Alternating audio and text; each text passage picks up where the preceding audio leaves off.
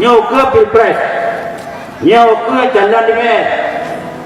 Nyo ingat kami itu ya semua untuk penyakit tulis, penyakit bohong, penyakit menipu rakyat akan tiba di kampung-kampung umi, kampung-kampung ayah. Ingat, nyo bergaya dengan diri juga tiba-tiba kampanye. Kau kepegah itu pun ayah. Baiklah nak. Ya, lagi di pecah tak pecah juga, bunga malam dia pecah dia. Nyari tahu di sana. Oh. Nyawa salah. Ingat, urang ayat jauh dah. Boleh sekolah ayat ilmu yang melimungkan. Ilmu agama hana, ismayang hana itu, ibadah hana itu, masalah syahadah hana itu, masalah rukun iman, rukun Islam, siapa ini? Cara iman itu, cara Islam itu. Yang hakikat juga tidak ada. Long dua gor di dulu. Jadi ingat, bejo peng, bejo ijamko, bejo ijagajah, duduk, cap gajah duduk, ijo tiruk, singa korban akidah bertakwa dengan Allah Subhanahu Wa Taala. Yang berhal pula. Kali itu di cukup jai tuan tu. Ingat. Bayan tu terlalu yang bedekannya nuranya. Ayah dan umi sekalian, ini dengar pula. Dia menyesal tengok dunia kalau kiamat. Dia ingat dunia kalau habis. Tapi pemimpin ternyata pemimpin membuat maksiat. Memilih legislatif DPR. Ternyata DPR membuat maksiat, umi yang berjawablah tanggung jawab dengan Allah. Tanggung jawab. Yang ingat tak? Tapi itu dalam DPR kursi muda. Dua kiri putar. Dua bupati kursi muda.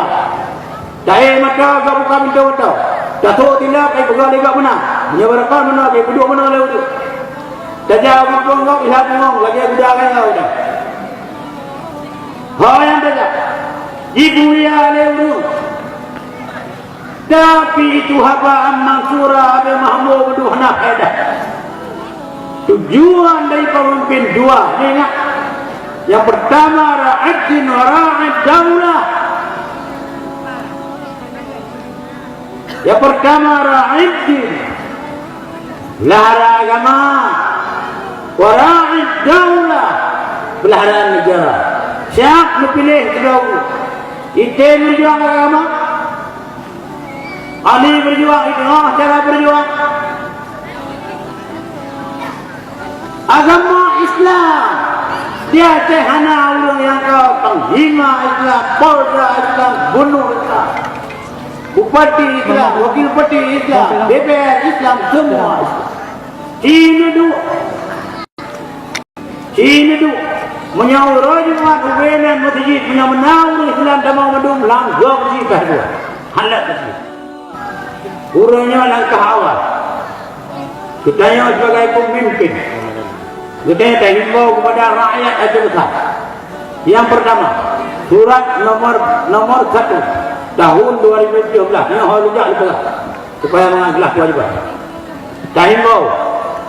Sebab kalau nak kalian berharap, kalau nak kalian kehancuran, kalau nak kalian penghinaan agama dengan cara langsung dan tidak langsung. Dikala azan dikumandangkan, seluruh aktivitas mandang lagi biasa.